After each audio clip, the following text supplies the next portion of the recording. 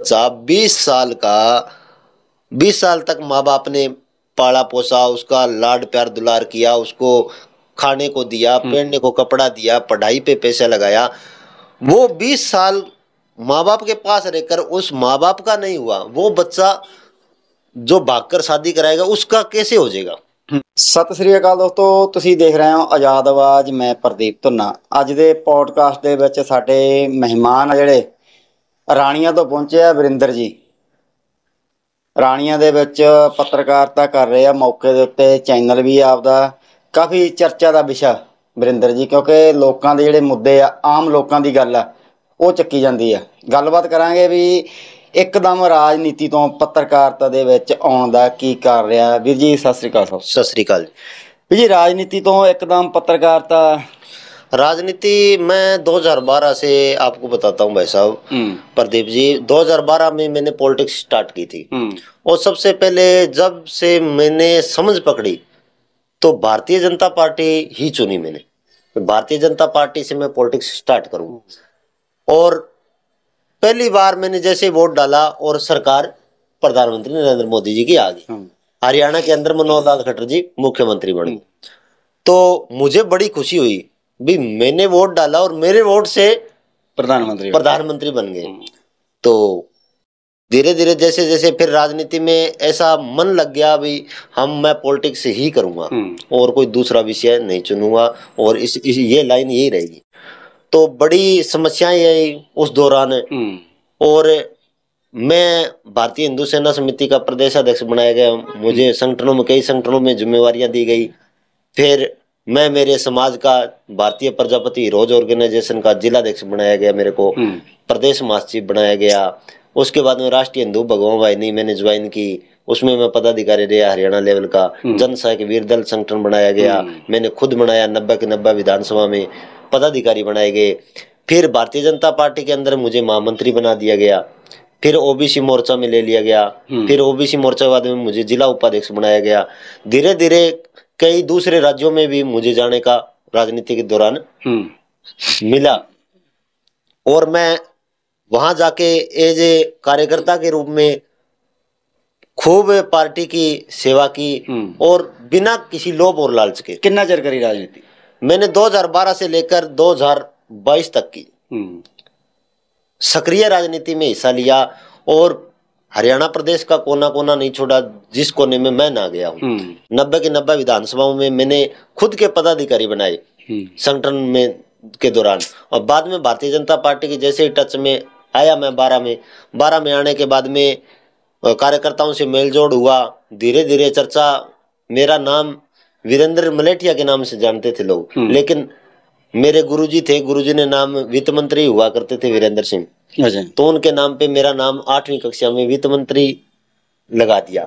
उसके बाद में लोग वित्त तो छोड़ गए और मंत्री रख दिया, तो मंत्री के नाम से मुझे जाना गया। पूरे हरियाणा के अंदर खूब चर्चाएं हुई। जहां भी गया स्टेज पे बोलने का मुझे शौक था बहुत ज्यादा। और स्टेज पे मैं 2-2 घंटे बिना पर्ची देखे हुए रैली के अंदर, और जहाँ भी मनोहर उपचुनाव हुआ आपके एलनाबाद में मनोहर लाल जी और गोविंद कांडा जी का, तो यहाँ भी खूब चर्चा का विषय रहा। ਤੇ ਰਾਜਨੀਤੀ ਛੱਡਣ ਦਾ ਕੀ ਕਾਰਨ ਰਿਹਾ? राजनीति छड़ने का कारण ये था भी, कुछ राजनीति के अंदर है ना, समाज सेवा के तौर पे तो पॉलिटिक्स में आते हैं लोग, लेकिन राजनीति को गंदा बनाया गया, उसको यूज किया गया, उसके माध्यम से 2 नंबर का पैसा लूटने का काम करने लग गए लोग। वो मुझे बर्दाश्त नहीं हुआ। तो धीरे धीरे मैंने फिर पथ ये चुना भी, अगर पत्रकारिता के माध्यम से इन मुद्दों को उठाया जाए और दबी कुचली जनता का जो जहां काम नहीं हो सकता वो काम एक पत्रकार कर सकता है। क्यों? पत्रकारिता एक लाइन ऐसी है जो गरीब से गरीब व्यक्ति की आवाज उठाता है वो आदमी, और उसको जो रिजल्ट है न्याय जो पुलिस न्याय नहीं कर सकती, जो पॉलिटिकल आदमी न्याय नहीं कर सकता, वो न्याय एक पत्रकार कर सकता है। अगर आप आज की पत्रकारिता की गल करिए ना जी, किधर ਨੂੰ जा रही है पत्रकारिता? पत्रकार कुछ तो है ईमानदार, कुछ तथाकथित लोग हैं वो ऐसे, उनमें ना और ही दौर चल पड़ा।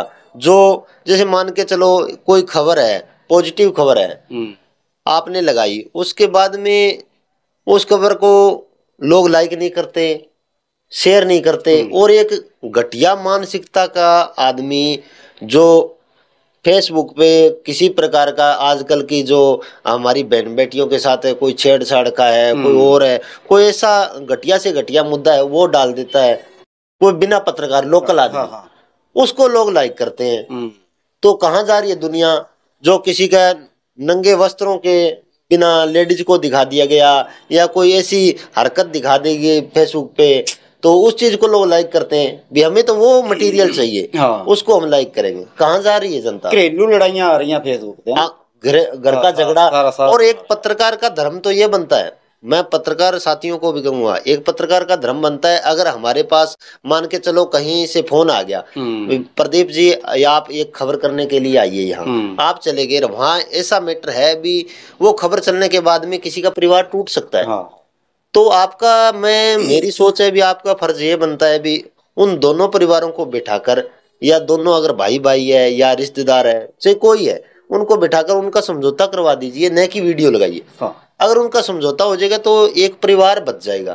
और आने वाले टाइम में इतनी दूरियां बढ़ जाती है इन वीडियो के माध्यम से कि परिवार एक नहीं होता, और घरों में झगड़े बढ़ जाते हैं, और कई बार तो ऐसा भी होता है लोग सुसाइड कर जाते हैं, बेइज्जती बर्दाश्त नहीं करते।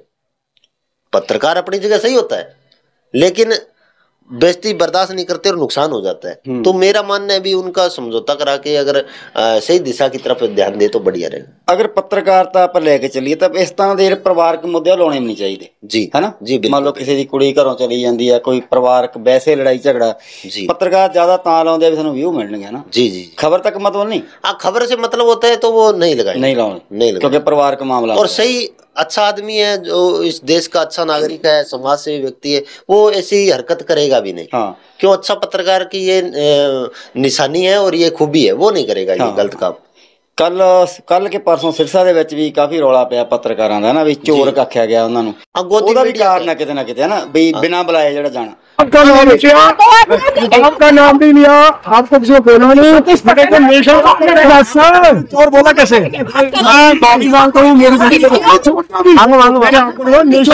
नहीं, बिना बुलाए तो हो सकता है बुलाने पे ही गए होंगे।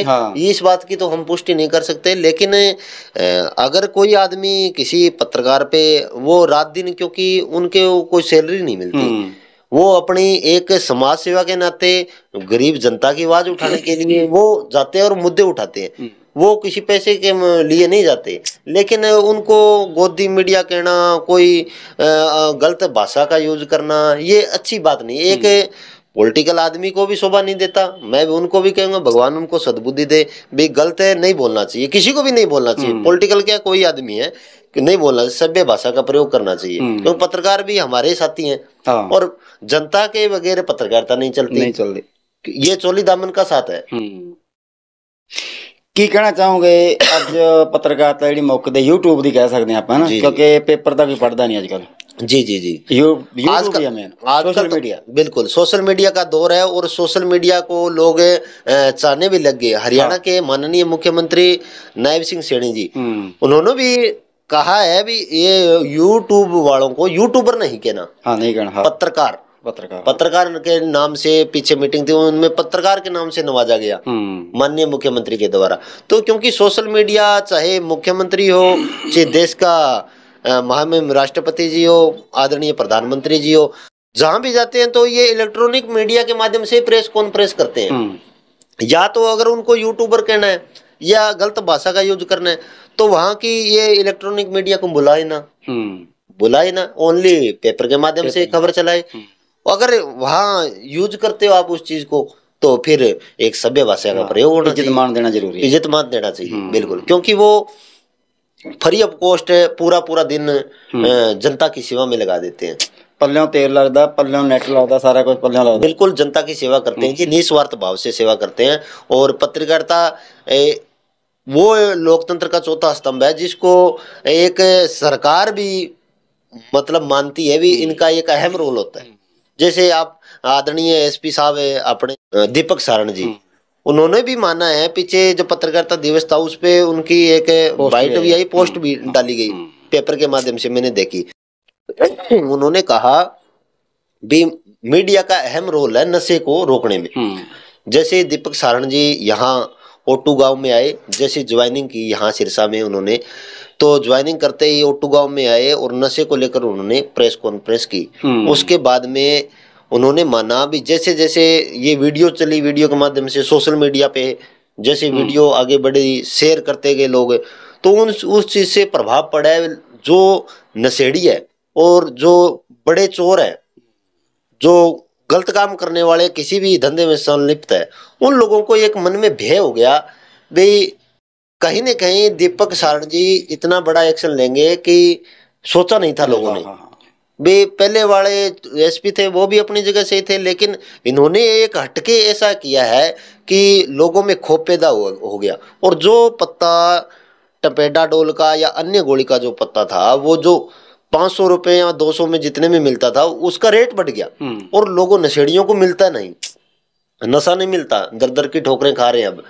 और दीपक सारण जी ने तो यहाँ तक बोल दिया, खैर चेतावनी भी दी है भी या तो हरियाणा छोड़ दो और या नशा छोड़ दो। तो ये उन्होंने नंबर भी जारी कराया आपदा। जी जी, बहुत बड़ी बात है ये सर। ਭਾਈ ਆਮ ਲੋਕਾਂ ਦੇ ਨਾ ਦਿਮਾਗ ਦੇ ਵਿੱਚ ਇੱਕ ਵਹਿਮ ਆ ਪੱਤਰਕਾਰਤਾ ਨੂੰ ਲੈ ਕੇ ਵੀ ਪੱਤਰਕਾਰਤਾ ਚੰਗੀ ਕਮਾਈ ਕਰ ਰਿਹਾ। ਕੀ ਲੱਗਦਾ ਤੁਹਾਨੂੰ ਵੀ ਪੱਤਰਕਾਰ? नहीं, ऐसा मैं नहीं मानता जी, मैं नहीं मानता, ऐसा नहीं है। पत्रकार का गुजारा मसा चलता है ना घर। नहीं नहीं, बिल्कुल, वो पत्रकारिता को पैसे के लिए थोड़ी करता है। हर आदमी में पत्रकार क्यों बनता है, इसके पीछे क्या कारण है? जुनून होता है पत्रकार क्यों। ये एक माइक लेके या कहीं घूमना, अलग अलग संज्ञा देते हैं लोग भी, माइक लेके उठा लिया चल पड़े, ऐसा कुछ नहीं है। अगर अंदर जुनून होगा ना तभी पत्रकारिता, क्योंकि वहां माइक के ऊपर बोलना ही जो पैर है लड़खड़ाने लग जाते हैं। और एक पत्रकार ही ऐसा व्यक्ति है जो हजारों लोगों के बीच में दबे कुचले लोगों की आवाज उठाता है। और जहां कई बार तो ऐसा होता है खबर करके निकलता है अगला, तो पीछे से फोन आने लग जाते हैं, धमकियां आने लग जाती है। वो भी तो एक पत्रकार उठता है ना, वो भी तो, इसका दिल देखो ना, जिगर देखो उसका कितना बड़ा है। कदों भी कोई चांस हो सकता। 24 घंटे वो रोड पे रहता है, रोड पे पब्लिक के बीच में रहता है, ये छोटी बात थोड़ी है। तो मैं तो कह रहा हूँ पत्रकार एक बहुत बड़ी चीज है भाई, मान सम्मान दो जितना हो सकता है। बिल्कुल, पब्लिक सम्मान करे और पब्लिक सम्मान करती भी है, ऐसी कोई बात नहीं है। लेकिन चलो कुछ लोग होते हैं वो अपनी अपनी सोच पे डिपेंड करता है। और मैं तो ये भी कहूंगा भी, जनता से अपील भी करूंगा भी, आप भी पत्रकार साथियों का सहयोग कीजिए, ताकि आपकी वजह से पत्रकार और पत्रकार आपकी वजह से दोनों मिलजुल कर चलें तो एक अच्छा रहेगा। नशे को लेकर एक अपील मैं करना चाहूंगा लास्ट में भी, जो भी नशेड़ी है, जो नशा करते हैं, मैं नशेड़ी को नशेड़ी की भी संज्ञा नहीं दूंगा, नहीं बोलना चाहिए नशा करने वाले व्यक्ति, वो भी हमारा भाई है। क्योंकि गलत दिशा पकड़ जाता है कई बार आदमी, माँ बाप का उसमें कसूर नहीं होता, क्योंकि कोई भी माँ बाप नहीं चाहता भी मेरा बेटा या बेटी नशा करे या गलत दिशा में जाए, अन्य किसी अपराध में करे और उस पर पर्चा दर्ज हो, ऐसा कोई नहीं चाहता। लेकिन उनका दुर्भाग्य है भी उस घर में वो पैदा हो गया और उसके बाद में ऐसी दोस्ती और ऐसी संगत, सबसे बड़ा कारण है संगत का। जो जिसके साथ बैठता है वो बैठता है, तो उसकी दोस्ती किसके साथ है, उसकी वजह से नशा धीरे धीरे जड़ें जो मजबूत कर लेता है। उसके बाद में वो ऐसे चंगुल में फंस जाता है कि वापस निकलना बहुत ही मुश्किल है। तो मैं उन साथियों से कहना चाहूंगा भी अपने माँ बाप का, रिश्तेदारों का, आस पड़ोस का, सभी का, गांव का, सभी का ध्यान रखते हुए आप धीरे धीरे कोई नजदीकी जो नशा छोड़ने वाला नशा मुक्ति केंद्र है उसमें उसको दाखिल करवाएं और प्रॉपर दवाई दिलवा के उसका नशा छुड़ाएं। और जो भी साथी मेरी बात को सुन रहे हैं वो आगे भी इस वीडियो को शेयर करें, ताकि किसी की जान बच सकती है। एसपी साहब ने सख्त है, नशा करने वालों को छोड़ेंगे नहीं, और जो बेचने वाले हैं उनको भी सख्त चेतावनी दे रखी है भी नशा छोड़ दो बेचना, नहीं तो सलाखों के पीछे जाने में टाइम नहीं लगेगा। मोबाइल जी भी कितने कितने मोबाइल भी ਇਹਦਾ ਕਾਰਨ ਹੈ ਨਾ ਵੀ ਬੱਚਿਆਂ ਨੂੰ ਆਪਾਂ ਛੋਟੇ ਛੋਟਿਆਂ ਨੂੰ ਮੋਬਾਈਲ ਲੈ ਕੇ ਦਿੰਨੇ ਆ जी, ਉਹ ਅੱਗੇ ਕਿਹਨੂੰ ਫੋਨ ਕਰਦਾ, ਕਿੱਥੇ ਫੋਨ ਕਰਦਾ, ਉਹ ਮਾਂ-ਬਾਪ ਨੂੰ ਨਹੀਂ ਪਤਾ ਹੁੰਦਾ ਚੀਜ਼ ਦਾ। हाँ बिल्कुल, ये भी बहुत बड़ा आपने सवाल किया, बहुत बड़ी चीज है ये। क्योंकि बच्चे आजकल के जो स्कूल में पढ़ने जाते हैं, कॉलेज में पढ़ने जाते हैं, मैं देखता हूँ जैसे 15-16 साल की उम्र है वो मैच्योर होने लग जाता है। जैसे जैसे उसकी उम्र पूरी होती है 18 साल की, शादी के लायक हो जाता है बच्चा, +2 या 10वीं में बच्चा होता है, वो इतना मैच्योर हो जाता है कि वो सब कुछ जानता है। और माँ बाप भी उन बच्चों की तरफ, उन बेटियों की तरफ ध्यान दे भाई। 2 दिन के आस्की के चक्कर के भूत के जो भूत सवार हो जाता है बच्चों पे, क्योंकि वो आप लड़कियों से भी मैं रिक्वेस्ट करूंगा और लड़कियों से भी रिक्वेस्ट करूंगा, जो बच्चा 20 साल का 20 साल तक माँ बाप ने पाला पोसा, उसका लाड प्यार दुलार किया, उसको खाने को दिया, पहनने को कपड़ा दिया, पढ़ाई पे पैसा लगाया, वो 20 साल माँ बाप के पास रहकर उस माँ बाप का नहीं हुआ, वो बच्चा जो भागकर शादी कराएगा उसका कैसे हो जाएगा? हो सकता है ऐसा? ना, नहीं होगा। कहीं न कहीं वो परिवार है जो लंबे समय तक नहीं चल सकता। क्योंकि माँ बाप की इज्जत का ख्याल रखना चाहिए, क्योंकि माँ बाप कभी भी बुरा नहीं करते किसी का, क्योंकि बच्चे गुमराह हो जाते हैं ना फोन तो ਦੀਆਂ ਸਾਈਡਾਂ ਦੇਖ ਦੇਖ ਕੇ ਸਾਈਡਾਂ ਇਸ ਤਰ੍ਹਾਂ ਦੀਆਂ ਚੱਲ ਰਹੀਆਂ। मोबाइल में जो ये मोबाइल है ये सबसे बड़ी बीमारी है। फेसबुक पे जब हम खोलते हैं तो ऐसी ऐसी साइडें चलती है, ऐसी ऐसी वीडियो आने लग जाती है ऑटोमेटिक, तो वो बच्चे देखने लग जाते हैं, उससे धीरे धीरे उसका प्रभाव दिमाग पे लोड पड़ता है उस चीज का, क्योंकि फिर बच्चा मन करने लग जाता है भाई मैं ये चीज देखूं, मैं वो चीज देखूं, क्योंकि माँ बाप के पास तो माँ बाप 24 घंटे बच्चे के पास नहीं रह सकते, मोबाइल उसके पास होता है, वो अकेले कमरे में बैठा रहता है और वहां कुंडी लगा के माँ बाप सोचते हैं पढ़ रहा है बच्चा, लेकिन ये मोबाइल बीमारी है, बीमारी वो ये अंधकार की तरफ लेकर जा रही है, क्योंकि चंगी चीज नहीं चकते बच्चे तो। बिल्कुल जी बिल्कुल। इसमें माड़ी है ना, रील आ गई कोई, नकल करते बच्चे। अच्छे आदमी के लिए बहुत बढ़िया चीज है। गूगल पे इतनी बढ़िया स्टोरियां और ऐसे जो नॉलेज वाली चीजें हैं पढ़ने के लिए, किताब, इसमें कुछ भी निकाल सकते हैं हम, पूरे भारत का इसमें डाटा है। लेकिन लोग उस तरफ ध्यान देने के बजाय बच्चे जो उल्टी दिशा की तरफ जा रहे हैं, तो मोबाइल ये बीमारी है।